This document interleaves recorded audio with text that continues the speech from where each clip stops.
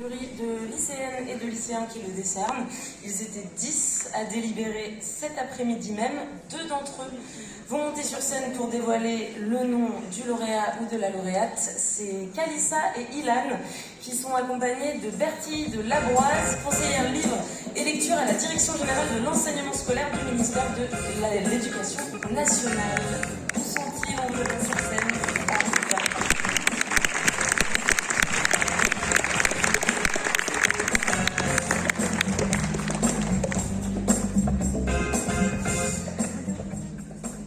Tout d'abord, je commence avec vous. Je prends ce micro. Là, ce sera plus simple pour vous regarder. Je commence avec vous, Bertie de Labroise. Est-ce que vous pouvez nous rappeler en quelques mots en quoi consiste ce Fauve des lycéens? Oui, bonsoir à tous. Alors, la bande dessinée est rentrée par la grande porte à l'Éducation nationale il y a déjà 50 ans avec le concours de la BD scolaire. C'était un concours de création. La lecture est rentrée en 2020. Au moment où la bande dessinée, ça a été l'année de la bande dessinée. Et donc, grâce au Festival d'Angoulême, on sélectionne 30 classes, donc une par académie. On a la chance ici d'avoir Kalissa qui vient de l'Académie de Strasbourg et Ilan qui vient directement de La Réunion, qui représente les classes de leurs camarades. Et donc, ces 30 classes, presque 800 élèves, lisent une sélection de 10 bandes dessinées. Chaque classe vote pour ses 3 préférés. On compile tout ça et ça donne une présélection de 5. Et sur ces 5, aujourd'hui, le jury de 10 lycéens, tiré au sort parmi nos 800 lycéens, en a sélectionné un. Et là, je vais leur laisser la parole. Oui, mais alors une petite question avant quand même de dévoiler le nom de la personne qui reçoit le prix. Donc Kalissa et Ilan, j'imagine que c'est la première fois pour vous de faire partie d'un jury. Qu'est-ce que ça change de lire une bande dessinée quand on sait qu'on a cette responsabilité de devoir en choisir une pour lui remettre un prix? Est-ce que du coup vous avez lu un petit peu différemment? C'était comment cette expérience? Eh bien, c'était vraiment une immense chance et une grande expérience. Et je trouve que quand on lit une bande dessinée en sachant que notre lecture va avoir un impact sur l'auteur de la bande dessinée, eh ben, ça nous donne un regard nouveau et ça nous permet de nous faire avoir un autre œil sur la bande dessinée. Et je trouve que c'est vraiment une expérience qui est à faire une fois dans sa vie quand même. Et Kalissa, comment ça s'est passé pour toi? Personnellement, moi je ressens beaucoup de pression. C'est la première fois que je monte sur scène devant autant de gens. Je suis assez stressée. C'est bien de le dire, au moins ce soir c'est évacué.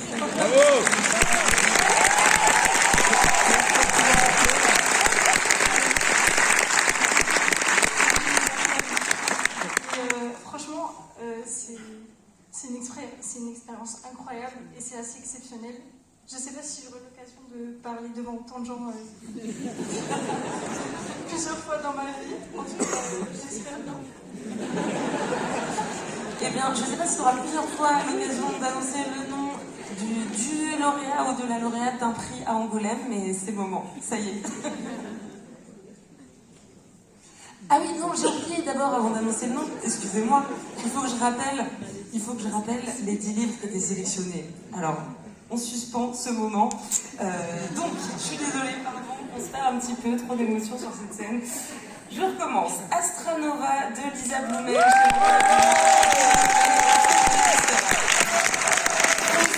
Voguer de Delphine Panic, édition Cornelius.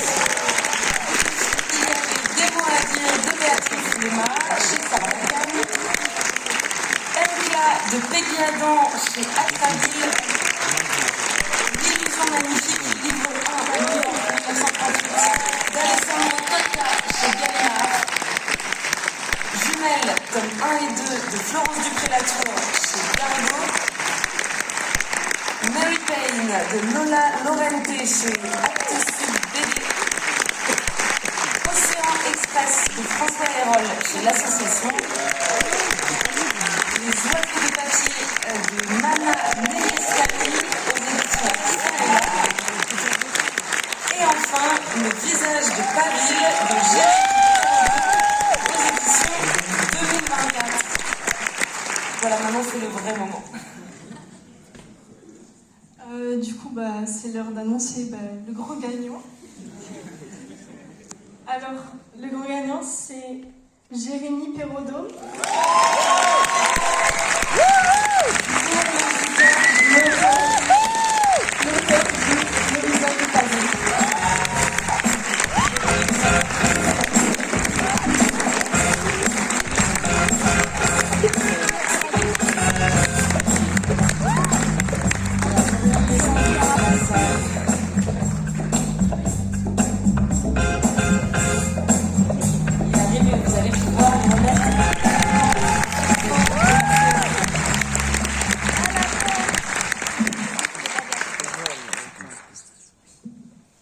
Merci beaucoup. Je suis pas d'autant stressé, ne te rassure pas. Non mais merci pour ce prix, je suis extrêmement étonné. Mes éditeurs m'avaient bien caché tout ça. Donc, c'était un long moment de torture, mais je les remercie, l'édition 2024.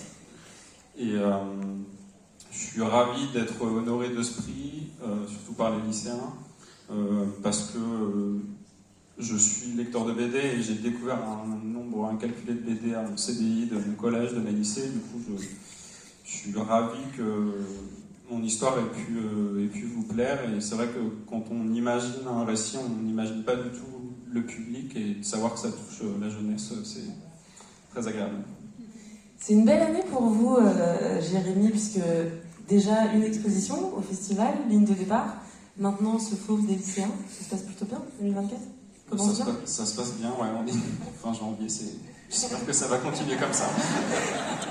C'est tout ce qu'on vous souhaite. En tout cas, merci beaucoup.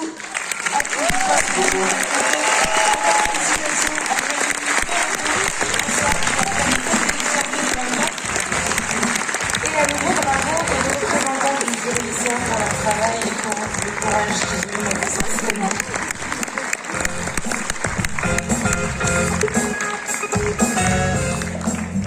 Il reste à présent 5 prix à remettre ce soir.